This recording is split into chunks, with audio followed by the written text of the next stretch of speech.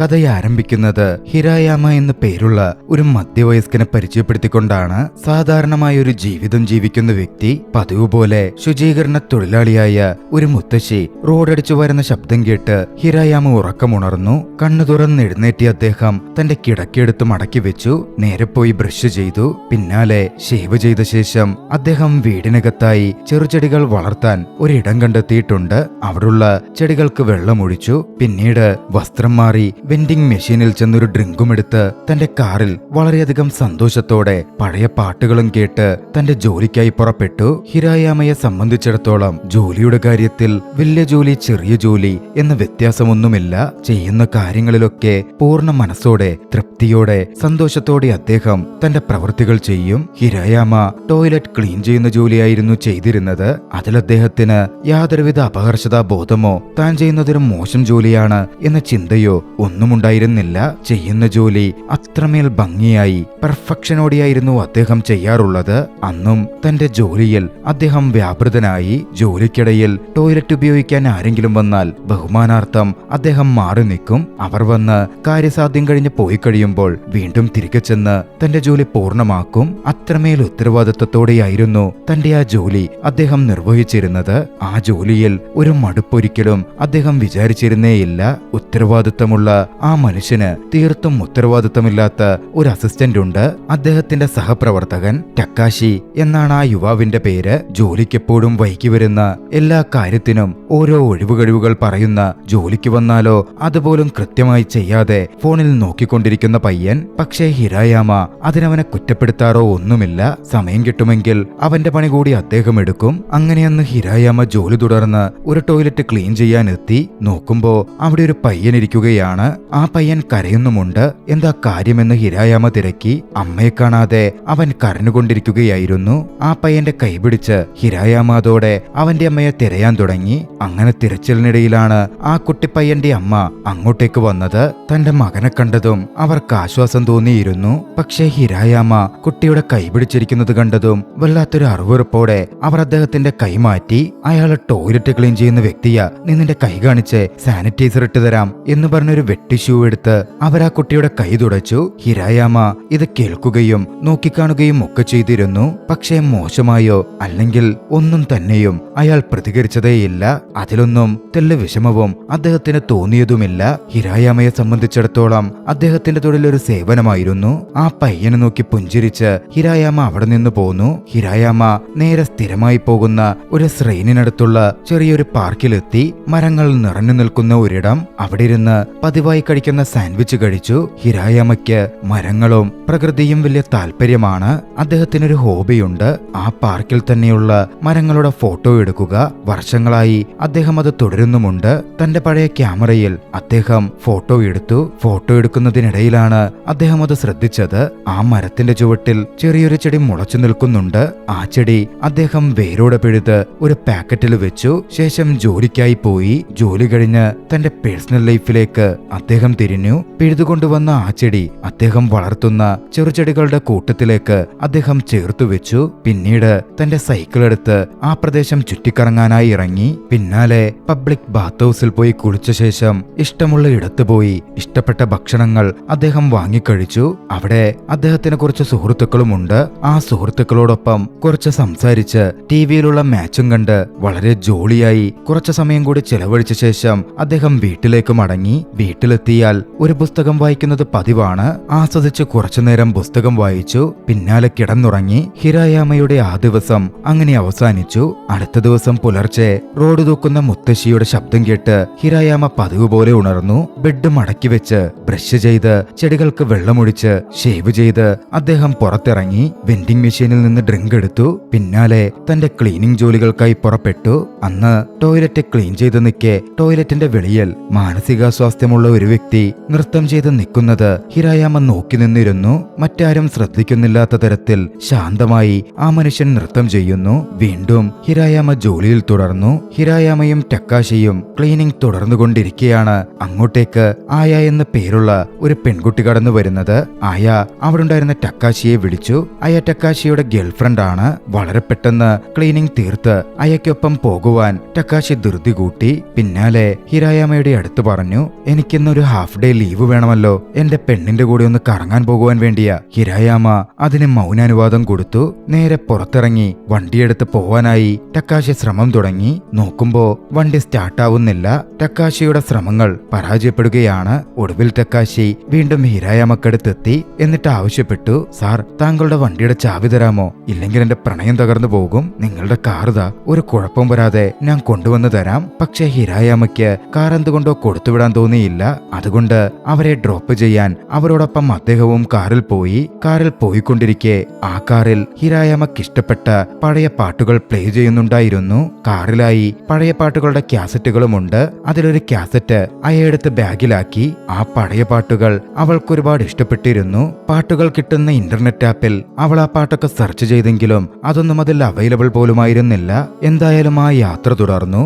ഒടുവിൽ അയയെ ഡ്രോപ്പ് ചെയ്യേണ്ട ഇടത്തെത്തി. അയ പക്ഷേ ഇറങ്ങിയപ്പോൾ തന്റെ കയ്യിലുണ്ടായിരുന്ന കാസറ്റും കൊണ്ടായിരുന്നു പോയത്. പിന്നാലെ ടക്കാശി ഹിരായാമയെയും കൂട്ടി അടുത്തുള്ളൊരു ഓൾഡ് മാർക്കറ്റിൽ പോയി. പഴയ കാസറ്റുകളൊക്കെ വിൽക്കുന്ന ഒരു കടയായിരുന്നു അവിടെ. അവിടെയുള്ള കാസറ്റുകളുടെ വില തിരക്കിയപ്പോൾ ഒരു കാസറ്റിന് 120 രൂപ വില പറഞ്ഞു. പഴയതരം ടേപ്പ് റെക്കോർഡർ കാസറ്റിന് 120 രൂപ വില. അത് കണ്ടതും ടക്കാശിക്ക് ഉത്സാഹമായി. ഹിരായാമയുടെ ഒരു കാസറ്റ് അവന്റെ പക്കലുണ്ടായിരുന്നു. ടക്കാശി ഹിരായാമയോട് പറഞ്ഞു, സാർ നിങ്ങളുടെ ഒരു കാസറ്റ് തരാമോ, അത് വിറ്റ 120 രൂപ കിട്ടും. എന്റെ പെണ്ണിന്റെ കൂടെ നീറ്റ് ഡിന്നറിന് പോകാൻ വേറെ പണമൊന്നുമില്ല, ഒരു കാസറ്റ് വിറ്റാ മതി, എന്റെ പ്രണയം സക്സസ് ആകും. ഹിരായാമക്കാകട്ടെ കാസറ്റ് വിൽക്കുന്നത് തീരെ ഇഷ്ടമുള്ള കാര്യമായിരുന്നില്ല. ഹിരായാമ അസിസ്റ്റന്റിനെ നോക്കി. എന്നിട്ട് പറഞ്ഞു, കാസറ്റ് ഒന്നും വിൽക്കാൻ പറ്റില്ല. പിന്നാലെ തന്റെ പേഴ്സ് തുറന്ന് അതിൽ നിന്ന് പണമെടുത്ത് അവന് കൊടുത്തുകൊണ്ട് അയാൾ കൂട്ടിച്ചേർത്തു. ഈ പണം കൊണ്ട് നീ നിന്റെ ആളുടെ കൂടെ കറങ്ങിക്കോ. അത് കേട്ടതും ടക്കാശിക്ക് വലിയ സന്തോഷമായി. സാർ നിങ്ങൾ എന്നോട് ഒരുപാട് നല്ല രീതിയിലാ പെരുമാറുന്നത്, ഞാനിത് ഒരിക്കലും മറക്കില്ല. അതും പറഞ്ഞ് അവൻ അവിടെ നിന്ന് നേരെ സന്തോഷത്തിൽ പോയി. തന്റെ അസിസ്റ്റന്റിനെ സഹായിക്കാൻ പറ്റിയല്ലോ എന്നൊരു സന്തോഷം ഹിരായാമയ്ക്കും ഉണ്ടായിരുന്നു. കാറെടുത്ത് ഹിരായാമ വീട്ടിലേക്ക് പോവാൻ തുടങ്ങി. പോകുന്ന വഴിയിൽ പെട്ടെന്ന് കാറ് നിന്നു. നോക്കുമ്പോ പെട്രോൾ ഇല്ല. പെട്രോൾ അടിക്കാമെന്ന് വെച്ചാലോ കയ്യിലുണ്ടായിരുന്ന പണമൊക്കെ അസിസ്റ്റന്റിന് കൊടുത്തു. കയ്യിലിപ്പോൾ പണവുമില്ല. മറ്റു വഴിയൊന്നും കാണാത്തത് കൊണ്ട് തന്റെ കയ്യിലുണ്ടായിരുന്ന ഒരു കാസറ്റ് ആ കടയിൽ കൊണ്ടുപോയി ഹിരായാമ വിറ്റു. പണം വാങ്ങി അത് വെച്ച് പെട്രോൾ അടിച്ച് പതിവ് പോലെ വീട്ടിലേക്ക് മടങ്ങി. വീട്ടിലെത്തി സ്ഥിരമായി ചെയ്യുന്ന കാര്യങ്ങളൊക്കെ കഴിഞ്ഞ് പുസ്തകവും വായിച്ച് അദ്ദേഹം കിടന്നുറങ്ങി. രാത്രിയിൽ അവ്യക്തമായ ദൃശ്യങ്ങളോടെ ചില സ്വപ്നങ്ങളും അദ്ദേഹം നോക്കിക്കണ്ടു. അടുത്ത ദിവസം പതിവ് പോലെ മുത്തശ്ശിയുടെ ശബ്ദം കേട്ടായിരുന്നു ഹിരായാമ ഉണർന്നത്. രാവിലത്തെ പതിവ് കാര്യങ്ങളൊക്കെ ചെയ്ത ശേഷം സന്തോഷത്തോടെ അദ്ദേഹം ജോലിക്കിറങ്ങി. അന്ന് ബാത്റൂം ക്ലീൻ ചെയ്തുകൊണ്ടിരിക്കുമ്പോൾ ബാത്റൂമിലെ വിടവിനിടയിൽ വെച്ചിരിക്കുന്ന ഒരു പേപ്പർ ഹിരായാമക്ക് കിട്ടി. ആ പേപ്പറിൽ ഒരു ടിക് ടാക് ടോക്ക് ഗെയിം ആയിരുന്നു ഉണ്ടായിരുന്നത്. അതായത് 0ഉം Xും ഇട്ട് നമ്മൾ കളിക്കുന്ന കളിയില്ലേ, അത് തന്നെ. അതിൽ ഒരു കോളത്തിൽ ആരോ ഒരാൾ X ഇട്ട് വെച്ചിട്ടുണ്ട്. അത് കണ്ട് ഹിരായാമ ആ പേപ്പർ കയ്യിലെടുത്തു. പൂർണ്ണമായി ബാത്റൂം ഒക്കെ ക്ലീൻ ചെയ്ത ശേഷം ആ പേപ്പർ കയ്യിലെടുത്ത് അദ്ദേഹം അവിടെ നിന്നിറങ്ങി. പതിവ് പോലെ ഭക്ഷണം കഴിക്കുന്ന സമയമായപ്പോൾ മരങ്ങൾ നിറഞ്ഞ ആ ഒരിടത്തേക്ക് അദ്ദേഹം എത്തി. തന്റെ സാൻഡ്വിച്ച് കഴിച്ചു. മരം നോക്കി കണ്ടു. അതിന്റെ ഫോട്ടോ എടുത്തു. ഈ സമയം മറുവശത്ത് ഒരു സ്ത്രീ ഇരുന്ന് ഭക്ഷണം കഴിക്കുന്നുണ്ടായിരുന്നു. അവർ ഹിരായാമയെ ഒന്ന് നോക്കി. ഹിരായാമയും അവരെ നോക്കിക്കണ്ടു. പിന്നീട് തിരികെ പോകുന്നതിനു മുമ്പ് ഹിരായാമ കാറിലെത്തി. നേരത്തെ ബാത്റൂമിൽ കിട്ടിയ ഗെയിമിന്റെ പേപ്പർ അദ്ദേഹത്തിന്റെ കൈവശമുണ്ടായിരുന്നു. എക്സിറ്റ് വെച്ചിരുന്ന ആ പേപ്പറിൽ ഒരു ഭാഗത്ത് അദ്ദേഹം ഓ വരച്ചു. പിന്നാലെ അതേ പേപ്പർ ആ ബാത്റൂമിൽ തന്നെ കൊണ്ടുവച്ച ശേഷം ജോലി തീർത്ത് അദ്ദേഹം തന്റെ ഇടത്തേക്ക് മടങ്ങി. പതിവ് പോലെ രാത്രിയിൽ പുസ്തകം വായിച്ചു കിടന്നു. പിറ്റേന്ന് പുലർച്ചെ മുത്തശ്ശിയുടെ ശബ്ദം കേട്ട് ഹിരായാമ ഉണർന്നു. പതിവ് കാര്യങ്ങളൊക്കെ തീർത്ത് വെൻഡിംഗ് മെഷീനിൽ നിന്ന് കോഫിയും എടുത്ത് ജോലിക്കായി പുറപ്പെട്ടു. അന്ന് ജോലി സ്ഥലത്തേക്ക് ഹിരായാമ എത്തുമ്പോ ഹിരായാമക്ക് മുമ്പേ അസിസ്റ്റന്റ് അവിടെ വന്ന് ജോലിക്കായി റെഡിയായി നിൽക്കുന്നുണ്ട്. അത് കണ്ടതും അവന് വിശ്വസിക്കാൻ സാധിച്ചില്ല. എന്തായാലും ഹിരായാമയ്ക്ക് സന്തോഷം തോന്നി. ഇരുവരും ഒന്നിച്ച് ടോയ്ലറ്റ് ക്ലീൻ ചെയ്യാൻ ആരംഭിച്ചു. കുറച്ചു കഴിഞ്ഞ് നോക്കുമ്പോ അസിസ്റ്റന്റിന്റെ ഒരു സുഹൃത്ത് അവിടെ വന്ന് അസിസ്റ്റന്റിന്റെ കൂടെ കളിച്ചുകൊണ്ടിരിക്കുകയാണ്. അത് നോക്കി നിന്ന് ഹിരായാമയെ ടക്കാശി നോക്കി. പിന്നാലെ പറഞ്ഞു, സാർ ഇവൻ എന്റെ ഫ്രണ്ടാണ്, ഇവനെന്റെ കാതുകൾ എന്ന് പറഞ്ഞ വലിയ ഇഷ്ടമാ. കൂട്ടുകാരൻ പയ്യൻ അവന്റെ കാതുകൾ കറക്കി കളിച്ചുകൊണ്ടിരിക്കുകയായിരുന്നു. ഹിരായാമ ടക്കാശിയുടെ ഫ്രണ്ടിനെ നോക്കി. കണ്ടാൽ പഠന വൈകല്യമുള്ള ഒരു കുട്ടിയെപ്പോലായിരുന്നു അവൻ കാണപ്പെട്ടത്. ടക്കാശി ആ പയ്യനോട് വളരെ സ്നേഹത്തിൽ ഇടപഴകുന്നത് കണ്ടപ്പോൾ ഹിരായാമയ്ക്ക് വലിയ സന്തോഷമായിരുന്നു അനുഭവപ്പെട്ടത്. ഹിരായാമ വീണ്ടും തന്റെ ജോലികൾ തുടർന്നു. തലേ ദിവസം ഒരു ഗെയിമിന്റെ പേപ്പർ ഹിരായാമക്ക് കിട്ടിയിരുന്നല്ലോ. അന്ന് ആ ടോയ്ലറ്റ് ക്ലീൻ ചെയ്യാനെത്തിയപ്പോൾ അതേ പേപ്പർ അവിടെ ഇരിക്കുന്നത് ഹിരായാമ നോക്കി നോക്കി കണ്ടു. അദ്ദേഹം അതെടുത്ത് തുറന്നു നോക്കി. നേരത്തെ കളി തുടങ്ങി വെച്ച വ്യക്തി അതിൽ വീണ്ടും ഒരു എക്സിറ്റ് കളി തുടർന്നിട്ടുണ്ട്. ഹിരായാമയ്ക്ക് അത് കണ്ടതും സന്തോഷം തോന്നി. അദ്ദേഹം തന്റെ ഭാഗവും കൂടി വരച്ച ശേഷം പേപ്പർ തിരികെ വെച്ചു. പിന്നീട് ഹിരായാമ ഭക്ഷണം കഴിക്കാൻ പാർക്കിലിരിക്കുമ്പോ ടക്കാഷിയുടെ കാമുകി അങ്ങോട്ടേക്ക് വന്നു. അവൾ ഹിരായാമയെ നോക്കിക്കൊണ്ട് പറഞ്ഞു, സോറി സാർ, നിങ്ങളുടെ ഒരു കാസറ്റ് ഞാൻ അറിയാതെ എടുത്തുകൊണ്ട് പോയി. എന്നോട് ക്ഷമിക്കണം. നിങ്ങളുടെ കാറിലിരുന്ന് ഒരു തവണ കൂടി എനിക്ക് ഈ പാട്ടൊന്ന് കേൾക്കാൻ സാധിക്കുമോ? ഹിരായാമ അവളോട് ദേഷ്യപ്പെട്ടില്ല, സന്തോഷത്തോടെ സമ്മതിച്ചു. കാറിലിരുന്ന് അവരിരുവരും ആ പാട്ട് കേട്ടു. പാട്ട് കേട്ടുകൊണ്ടിരിക്കുമ്പോൾ അവൾ അത് വല്ലാതെ ആസ്വദിക്കുന്നുണ്ടായിരുന്നു. അത് കഴിഞ്ഞതും ഹിരായാമയുടെ കവിളിലൊരു ഉമ്മ കൊടുത്ത് അവൾ അവിടെ നിന്ന് ഓടിപ്പോയി. ഹിരായാമയ്ക്ക് ഒന്നും മനസ്സിലാവുന്നുണ്ടായിരുന്നില്ല. എന്നാലും അദ്ദേഹത്തിന് വല്ലാത്തൊരു ഉണർവ് തോന്നി. പതിവ് പോലെ ജോലി കഴിഞ്ഞ് വീട്ടിലെത്തിയ അദ്ദേഹം കുളിച്ച് അന്ന് നടന്ന കാര്യങ്ങളെക്കുറിച്ചൊക്കെ ആലോചിച്ചു. അന്ന് കൂടുതലായി പാട്ട് കേട്ടു. പുസ്തകം വായിച്ച് പതിവ് പോലെ കിടന്നുറങ്ങി. അടുത്ത ദിവസം പതിവ് പോലെ ഹിരായാമ ഉണർന്നു. അന്ന് ഹിരായാമയ്ക്ക് ഓഫ് ഡേ ആണ്. പ്രത്യേകിച്ച് മറ്റു ജോലികൾ ചെയ്യാനില്ല. രാവിലത്തെ കാര്യങ്ങളൊക്കെ കഴിഞ്ഞതും അദ്ദേഹം ഒരാഴ്ച ഉപയോഗിച്ച വസ്ത്രങ്ങളെല്ലാം അലക്കാൻ വേണ്ടി ലോണ്ടറിയിലേക്ക് കൊണ്ടുപോയി. അവിടുത്തെ ജോലികൾ കഴിഞ്ഞതും ഒരാഴ്ചയെടുത്ത് മരത്തിന്റെയും മറ്റും ഫോട്ടോ ഫിലിമുകൾ ഫോട്ടോ ആക്കി മാറ്റാൻ വേണ്ടി അവിടുത്തെ ഒരു സ്റ്റുഡിയോ ലാബിൽ പോയി കൊടുത്തു. അതും കഴിഞ്ഞതും അദ്ദേഹം വീട്ടിലേക്ക് മടങ്ങിയെത്തി. വീട് മുഴുവൻ വൃത്തിയായി ക്ലീൻ ചെയ്തു. ശേഷം അന്നെടുത്ത ആ ഫോട്ടോസ് എല്ലാം ഒരു ബോക്സിൽ കൃത്യമായി എടുത്തു വെച്ചു. പിന്നീട് ആ ബോക്സ് ഒരു അലമാരയ്ക്കുള്ളിലേക്ക് വെക്കുകയായിരുന്നു. അപ്പോഴാണ് വ്യക്തമാവുന്നത് അതുപോലത്തെ നിരവധി ബോക്സുകൾ ആ അലമാരയിലുണ്ട്. വർഷങ്ങളായി ഹിരായാമ ഈ രീതി തുടർന്നു വരുന്നു. മരങ്ങളുടെ നിരവധി ഫോട്ടോസ് ആയിരിക്കണം ആ പെട്ടികളിൽ ഉണ്ടായിരിക്കുക. അത്രയും ജോലികളൊക്കെ തീർന്നതും തന്റെ സൈക്കിളും എടുത്ത് അദ്ദേഹം നാട് ചുറ്റാനിറങ്ങി. ഒരു സെക്കൻഡ് ഹാൻഡ് ബുക്ക് ഷോപ്പിലേക്കായിരുന്നു ആദ്യം പോയത്. അദ്ദേഹത്തിന് പുസ്തകങ്ങൾ വലിയ ഇഷ്ടമാണല്ലോ. അവിടെ നിന്ന് ഒരുപാട് പുസ്തകങ്ങൾ വാങ്ങി. വിശന്നപ്പോൾ തനിക്കിഷ്ടപ്പെട്ട ഒരു ഹോട്ടലിൽ പോയി ഭക്ഷണം കഴിച്ചു. ആ ഹോട്ടൽ നടത്തുന്നത് ഒരു സ്ത്രീയാണ്. ആ സ്ത്രീ ഒരുപാട് സംസാരിക്കുന്ന കൂട്ടത്തിലുമായിരുന്നു. ഹിരായാമ അവരോട് ഒരുപാട് സംസാരിച്ചു. ആ സ്ത്രീയോട് ഹിരായാമയ്ക്കൊരു പ്രണയവുമുണ്ട്. പക്ഷേ ഇതുവരേക്കും അദ്ദേഹം അത് തുറന്നു പറഞ്ഞിട്ടില്ല. അവർ നന്നായി പാട്ടുപാടും. അന്ന് ഹോട്ടലിലെ കസ്റ്റമേഴ്സിന് മുമ്പിൽ അവർ മികച്ച രീതിയിൽ പാടി. ഹിരായാമയാകട്ടെ അതൊക്കെ കേട്ട് സന്തോഷത്തോടെ ആസ്വദിക്കുന്നുണ്ടായിരുന്നു. അടുത്ത ദിവസവും പതിവ് പോലെ ഉണർന്ന ഹിരായാമ സന്തോഷത്തിൽ തന്റെ ജോലിക്കായി പുറപ്പെട്ടു. അന്ന് ഗെയിം കളിക്കുന്ന ആ പേപ്പറിൽ അതിന്റെ കണ്ടിന്യൂവേഷൻ ഓപ്പോസിറ്റുള്ള അജ്ഞാതനായ വ്യക്തി ഇട്ടുവെച്ചിരുന്നു. ഹിരായാമ തന്റെ ഭാഗം കളിച്ചു പൂരിപ്പിച്ച് ആ പേപ്പർ അവിടെ തന്നെ വെച്ചു. അന്ന് പാർക്കിൽ പതിവ് പോലെ ഇരുന്ന് ഭക്ഷണം കഴിച്ച ശേഷം മരത്തിന്റെ ഫോട്ടോ എടുക്കുമ്പോൾ സ്ഥിരമായി അവിടെ വന്ന് ഭക്ഷണം കഴിക്കാറുള്ള മുമ്പ് കണ്ടിട്ടുള്ള അതേ സ്ത്രീ ഹിരായാമയെ നോക്കി. ഹിരായാമ പരിചയഭാവത്തിൽ കൈ ഉയർത്തി. അവരും പരിചിതഭാവത്തിൽ തലകുലുക്കി. അന്നും നല്ല രീതിയിൽ ജോലികളൊക്കെ ചെയ്തു തീർത്ത് ഹിരായാമ വീട്ടിലേക്ക് മടങ്ങി. ശേഷം സൈക്കിളെടുത്ത് പുറത്ത് ചുറ്റാനായി പോയി. ഭക്ഷണവും കഴിച്ച് തിരികെ വീട്ടിലേക്ക് വന്നു. വീടെത്തുമ്പോ പുറത്തൊരു പെൺകുട്ടി നിൽക്കുന്നുണ്ട്. നീക്കോ എന്നാണ് ആ പെൺകുട്ടിയുടെ പേര്. ആ പെൺകുട്ടി ഹിരായാമയുടെ അടുത്തേക്ക് ചെന്ന് ചോദിച്ചു, എന്താ അങ്കിൾ, എപ്പോഴും ഇതുപോലെ വൈകിയാണോ വരാറുള്ളത്? ഹിരായാമയ്ക്ക് ഒന്നും മനസ്സിലാകുന്നില്ല. അങ്കിൾ സംശയത്തോടെ ഹിരായാമ ചോദിച്ചു. ആ അതെ, ഞാൻ നിങ്ങളുടെ സഹോദരിയുടെ മകളാണ്. എന്നെ മറന്നോ? അവള് ചോദിച്ചപ്പോ തന്റെ അനന്തരവളെ അങ്ങനെ കണ്ടതിൽ ഹിരായാമയ്ക്ക് വലിയ സന്തോഷം തോന്നി. അദ്ദേഹം അവളെ തന്റെ വീട്ടിലേക്ക് കൂട്ടിക്കൊണ്ടുപോയി. അന്നും പതിവ് രീതികളിൽ അദ്ദേഹം കിടന്നുറങ്ങി. പുലർച്ചെ ഉണർന്നപ്പോൾ നീക്കോ ഉണർന്നിട്ടില്ല. അവളെ ബുദ്ധിമുട്ടിക്കണ്ടെന്ന് കരുതി ഉണർത്താതെ ശബ്ദമുണ്ടാക്കാതെ ഹിരായാമ തന്റെ പതിവ് കാര്യങ്ങൾക്കായി മാറി. ശേഷം തയ്യാറായി ജോലിക്ക് പുറപ്പെടാൻ വേണ്ടി ഇറങ്ങുമ്പോഴാണ് കണ്ണു തുറന്നിരുന്ന നീക്കോ ചോദിച്ചത്, അങ്കിൾ എവിടെ പോകുക? ജോലിക്ക് പോകുവാണെന്ന് ഹിരായാമ പറഞ്ഞു. എങ്കിൽ എന്നെയും കൂടെ കൂട്ടു എന്നായിരുന്നു അവൾ പറഞ്ഞത്. ഹിരായാമ അവളെയും കൂടെ കൂട്ടി. വെൻഡർ മെഷീനിൽ നിന്നെടുത്ത് ഡ്രിങ്കും കുടിച്ച് പാട്ട് കേട്ട് സന്തോഷത്തോടെ ജോലിക്ക് പോവാൻ ആരംഭിച്ചു. ആ പാട്ടുകൾ കേട്ടപ്പോ നീക്കോ പറഞ്ഞു, അങ്കിൾ ഈ പാട്ടുകളൊക്കെ ഗംഭീരമായിട്ടുണ്ടല്ലോ. ഇതൊന്നും ഞാൻ കേട്ടിട്ടേയില്ല.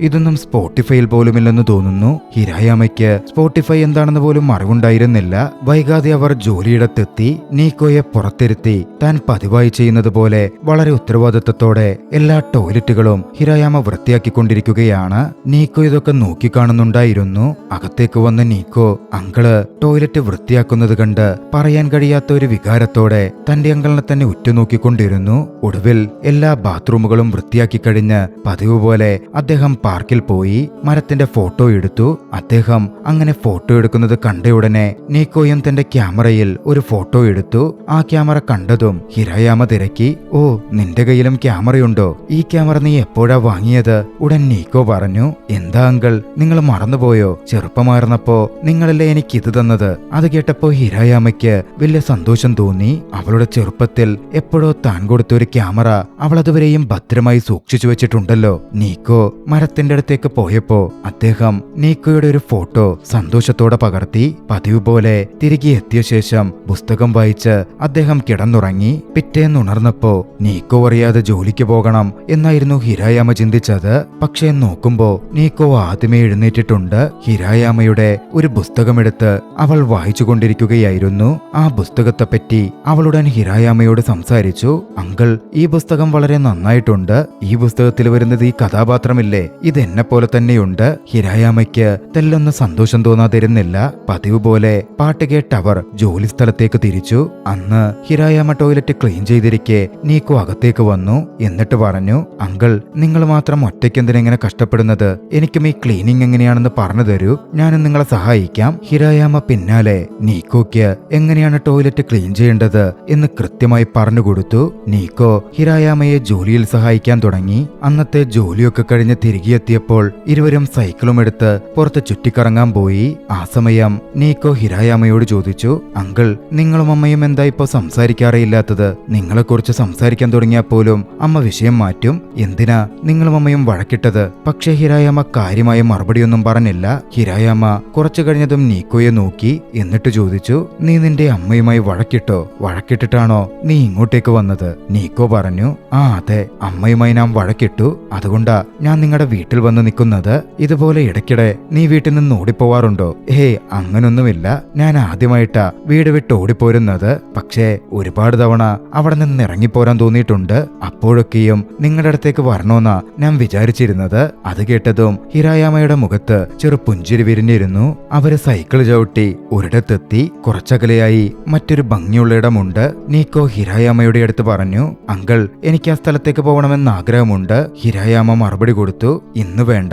നമുക്ക് അടുത്ത തവണ പോകാം." "അതെന്താ അടുത്ത തവണ? നമുക്ക് നാളെ തന്നെ പോകാം" എന്നായിരുന്നു നീക്കോ പറഞ്ഞത്. അപ്പോൾ ഹിരായാമ ഒരു കാര്യം എടുത്തു പറഞ്ഞു, "next time is next time, now is now." അടുത്ത തവണ എന്നത് അടുത്ത തവണ, ഇപ്പോൾ എന്നത് ഇപ്പോൾ തന്നെ.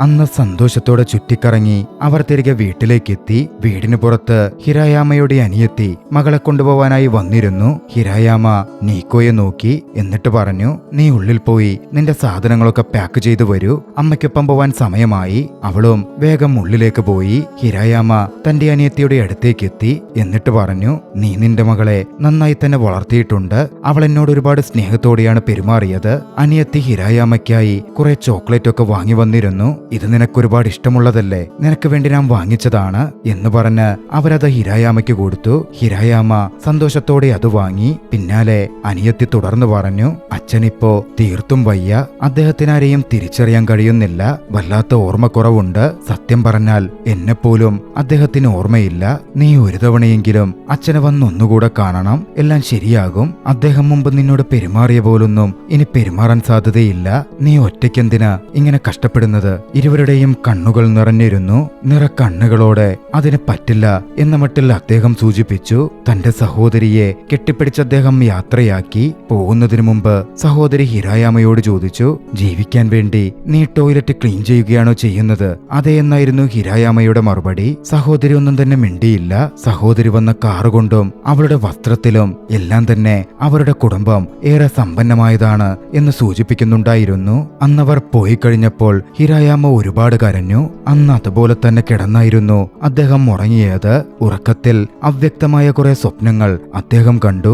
അടുത്ത ദിവസം ഹിരായാമ പതിവ് പോലെ ജോലിക്കായി പുറപ്പെട്ടു. അപ്പോഴാണ് ടക്കാശിയുടെ കോൾ വന്നത്. ടക്കാശി ആ ജോലി അവസാനിപ്പിക്കുകയാണെന്നും അത്രനാളും തന്നെ നല്ല രീതിയിൽ നോക്കിയതിന് നന്ദിയുണ്ടെന്നും അദ്ദേഹം ഹിരായാമയ്ക്ക് അടുത്ത് പറഞ്ഞു. ഹിരായാമ അവനോട് ദേഷ്യപ്പെട്ടൊന്നുമില്ല.